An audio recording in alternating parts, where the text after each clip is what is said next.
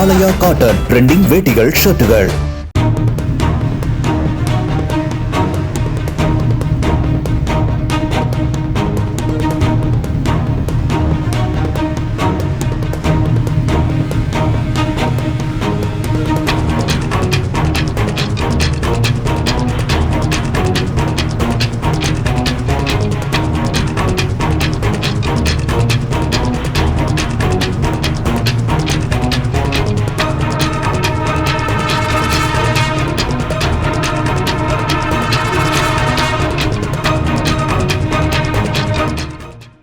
என் பேர் தங்கதுரை. நாங்கள் பொம்மிநாய்க்கம்பட்டி கிராமத்தை இருந்து வர்றோம்.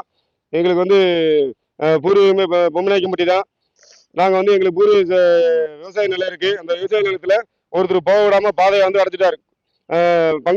பங்காளி அண்ணன் தம்பி 3 பேர் பங்கு சொத்தாது. அதில் வந்து பாதையை அடைச்சிட்டாரு. பாதை அடைச்சிட்டாருன்னு சொல்லி காவல் நிலையத்தில் 25ஆம் தேதி பெட்டிஷன் கொடுத்தோம். அந்த பெட்டிஷனுக்கு வந்து அவர் வந்து பணபலம் அதிகமாக இருக்கிறவருங்கிறனால அவர் மேலே எந்த ஒரு நடவடிக்கை எடுக்காம எங்களுக்கு இது வரைக்கும் எந்த ஒரு நடவடிக்கையுமே இல்லை. நாங்களும் இங்கே வந்தோம். காவல் நிலையத்துக்கு 100க்கும் ஃபோன் பண்ணேன். 2 முறை ஃபோன் பண்ணியிருக்கேன். ஃபோன் பண்ணி காவலர் அங்கே வர்றதுக்கு கிட்டத்தட்ட 1.5 மணி நேரம் 2 மணி நேரம் கழிச்சு தான் வந்தாங்க. வந்துட்டு நீங்கள் ஸ்டேஷனுக்கு வாங்க பேசிக்குவோம் அப்படின்னு தான் சொன்னாங்களே தவிர வேற அங்கே ரீசன் வந்து கம்பெனி எடுக்கவும் மற்றதோ செய்யலை.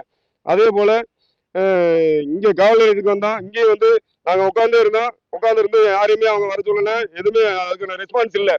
அதனால நாங்கள் வந்து தற்கொலை பண்ணுறதுக்கு தயாராகி சீமனை எடுத்து நாங்கள் தலையில ஊற்றிக்கிட்டு எங்கள் அப்பா நானே எல்லாரும் தலையில ஊற்றிட்டு சாருக்கு முடிவு எடுத்திருக்கோம். அதை தடுத்துட்டாங்க காவல்துறை. தடுத்ததுனால நாங்கள் போய் எங்களுக்கு நியாய நீதி கிடைக்கும் காவல் நிலையத்துக்கு வந்தோம். ஏன்னா காவல் நிலையத்தில் வந்து நியாய நீதி கிடைக்கல. அதனால நாங்கள் வீட்டில் போய் மருந்து குடிச்சிட்டு சாக போகிறோம். இது என் பேர் தங்கத்துறை. சங்கர் கணேசுங்கிறவரு இங்கே வந்து கந்துவட்டி தொழில் பண்ணிட்டு இருக்காரு. நாகடை வச்சிருக்காரு. அவர் வந்து இன்னும் 2-3 பேர்த்த ஏமாத்திருக்காரு. அவங்களுமே இன்னைக்கு வந்திருக்காங்க. அவங்களுமே ஊத்திருக்காங்க. சீமனை ஊற்றி தற்கொலை பண்றதுக்கு தான் வந்திருக்காங்க. இதே நிலையத்தை இந்த பகுதியில் அவர் வந்து பார்த்துட்டு இருக்காரு. இதை வந்து தட்டி கேட்கறதுக்கு காவல்துறை எதுவும் நடவடிக்கை எடுக்க மாட்டேங்குது. அவர் மேல நடவடிக்கை எடுக்கிறதுக்கு பயப்படுது காவல்துறை. காவல்துறை தரப்புல விசாரிப்போம்னு சொல்லி இருட்டடிப்பு வேலை செய்யறாங்க தவிர அவர் இங்க வர வைக்கிறதுக்கு அவங்க தயார் இல்லை. அதனால நாங்க வந்து மன உளைச்சலுக்கு உண்டாகி நாங்க இன்னைக்கு வீட்டுக்கு கிளம்பி நாங்க வீட்டை அடைச்சிட்டு கதவை அடைச்சிட்டு தற்கொலைக்கு மருந்து குடிச்சு சாக போறோம். அவ்வளவுதான் எங்களுடைய முடிவு. வந்து எங்கேயுமே நியாயம் கிடைக்காத பட்சத்துல நாங்க இருந்து என்ன பண்ண போறோம்? இந்த பூமியில பாரத பூமியில வந்து வாழ்வாதாரம் எங்களுடைய வாழ்வாதாரம் விவசாயம் தான். விவசாயத்தை நம்பித்தான் நாங்க இருக்கோம். தென்னங்கண்டு, கொய்யாக்கண்டு, சீம புல்லு, பசுமாடு வச்சிருக்கேன். அது எல்லாருமே எங்களுடைய வாழ்வாதாரத்துக்கு வந்து பாதிப்பு ஏற்படுத்த நபருக்கு மேல நடவடிக்கை எடுக்கல. அது நடவடிக்கை எடுக்காதனால நாங்க குடும்பத்தோட தற்கொலைக்கு நாங்க வீட்டுக்கு கிளம்பிட்டு இருக்கோம். இங்க காவல் நிலையத்துல நீதி கிடைக்காதனால வீட்டுக்கு கிளம்பிட்டு இருக்கோம். நாளைக்கு காலையில எங்களை குணமா தான் பாப்பீங்க. நாங்க போயிட்டு வர்றோம். நானும் எங்கள் வீட்டுக்காரும் ராஜகால் பாலமேடு பக்கம் ராஜகால்பட்டியில் இருக்கிறோம். 2 பேருமே ஆட்டோ ஓட்டி தானே பிழைக்கிறோம். ஒருத்தர் காசு கேட்டான்னு சொல்லி எங்கள் வீட்டுக்காரர் தெரியாமல் 2 பத்திரத்தை தூக்கிட்டு வந்து சங்கர் கணேசன்கிட்ட கொடுத்து 3,30,000 கடன் வாங்கியிருந்தேன். கடைசியில் வந்து எங்கள் வீட்டுக்காருக்கு வந்து தெரியாமதே 2 பத்திரத்தை தூக்கிட்டு வந்து நான் கொடுத்து பத்திரம் 3,70,000 வாங்கி ஒருத்தர்கிட்ட கொடுத்துருந்தேன். கடைசியில் 2 நான் வாங்கியிருந்தேன். மாற்ற முடியல. திரும்பி போய் எங்கள் வீட்டுக்கார்ட்ட சங்கர் கணேசன் சொல்லிட்டாரு. எப்படின்னா, இந்த மாதிரி உங்கள் வீட்டுக்காரம்மா என்கிட்ட 3,30,000 பணம் வாங்கியிருக்குது அப்படின்னு சொல்லிவிட்டாரு. சொல்லவே எங்கள் வீட்டுக்காரர் என்னை அடிச்சு வரட்டவும் நான் போய் அந்த பணம் வாங்கி கொடுத்தவங்க வீட்டில் போய் ஒளிஞ்சுக்கிட்டேன். ஒளியவும் எங்கள் வீட்டுக்காரை கூப்பிட்டு போய் எங்கள் வீட்டுக்கார்ட்ட போய் சொல்லி இந்த மாதிரி இபியில் வந்து ஒரு புது வீடு இப்போ தான் கட்டிக்கிட்டு இருக்கோம். வீட்டு ரசீது கரண்ட் பில் ரசீது போடுறதுக்காக எங்கள் வீட்டுக்கார் போய் அவங்கள்ட்ட பத்திரம் கேட்கையில நீங்கள் வந்து இந்த மாதிரி கையெழுத்து போடுங்க, நீனும் உங்கள் பொண்டாட்டி வந்து கையெழுத்து போடுங்க, பத்திரம் தரோம் அப்படின்னு சொல்லி அவங்க கூப்பிட்டு கேட்டாங்க. கேட்கவும் எங்கள் வீட்டுக்காரரு நானும் வந்து கையெழுத்து போட்டோம். எங்கள் வீட்டுக்கார் வந்து இந்த 3,70,000 ஃபர்ஸ்ட் வாங்கணும்னு சொல்லி போர்ட் ஸ்டேஷன்ல வச்சு நாங்கள் எழுதி வாங்கிட்டாங்க. 3,70,000 சொல்லி எப்படி வட்டி நான் 3,30,000 வாங்கியிருந்தேன். எக்ஸ்ட்ரா அவங்க கூட போட்டு 3,70,000 சொல்லி போர்ட் ஸ்டேஷன்ல வச்சு எழுதி வாங்கிட்டாங்க.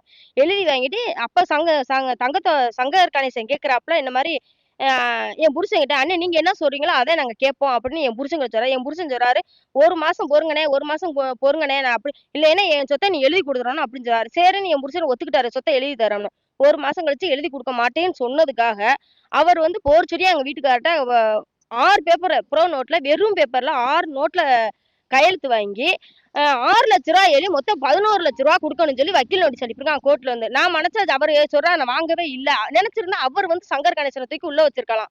எப்படி என் பத்திரத்தை நீ வாங்க போச்சு, என் புருஷன் தானே, என் பொண்டாட்டி தானே வாங்குச்சு அப்படின்னு சொல்லி அவருக்கு வந்து ஈவரக்கப்பட்டுட்டு கடைசியில வந்து இவரை தூக்கி ஒரு பத்திரத்தை கொடுங்க, அந்த லோனை போட்டு நான் காசை தாரேன்னு சொன்னாலும் அதெல்லாம் கொடுக்க மாட்டுறாங்க.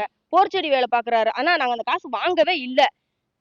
கோர்ட்ல போட்டிருக்கேன்னு அண்ணா நாங்க வந்து மொத்தத்துல வந்து 3,30,000 நான் வாங்கியிருந்தால 20,000 ரூபாய் கொடுத்துட்டேன். இன்னும் 3,30,000 10 தான் உங்களுக்கு நான் கொடுக்க வேண்டிய காசு. 11 லட்சம் ரூபாய் கேக்குறாங்க. 3 வருஷம் ஆச்சு. 3 வருஷம் ஆச்சு. இங்க 3 வருஷம் ஆச்சு. இங்க போலீஸ் ஸ்டேஷன் வர நாங்க தான் அலங்கானூர்ல ஓயாம அலைவோம். நாங்க எஸ்பி ஆஃபீஸ்ல கம்ப்ளைண்ட் பண்ணிருக்கோம். போலீஸ் ஸ்டேஷன் போனா வரவே மாட்டாங்க அவங்க. ஓயாம நாங்க வந்துட்டு போவோம். ஆனா சாட்சி தங்கத்துறை இருக்காங்க கேட்டுக்குங்க. தங்கத்துறை தான் கூப்பிட்டு என் முருசனை ஏன்னே கையெழுத்து வாங்கி நாகடக்காரங்களுக்கு கொடுத்தது. ஆனா திரும்பி தங்கத்துறை அவங்க வாங்கி கேட்டதுக்கு அவங்க வந்து அவங்கள அப்படியே போயிட்டு ஓயாம வந்தா திரும்பி வந்து கோர்ட்ல அவங்க வருவாங்க. நாங்க கோர்ட்ல போட்டிருக்கோம். 3 வருஷம் ஆச்சு. இது வரைக்கும் கோர்ட்ல போடவே இல்லை. ஆனா வக்கீல் நோட்டீஸ் போட்டு 11 லட்சம் ரூபாய் அனுப்பியிருக்காங்க. வாங்கியிருக்கோம்னு சொல்லி. அதான் நான் வாங்கினது 3,30,000 20,000 கொடுத்துட்டு 3,10,000 மட்டும் தான் உங்களுக்கு நாங்க கொடுக்க வேண்டிய காசு. நான் சந்தோஷ். ஆலயா காட்டன் ட்ரெண்டிங் வேட்டிகள் ஷர்ட்டுகள். பிளே ஸ்டோர் மற்றும் ஆப் ஸ்டோரில் இருந்து பாலிமர் செயலியை QR கோடு மூலம் பதிவிறக்கம் செய்யுங்கள். செய்திகளை உடனுக்குடன் பெறுங்கள்.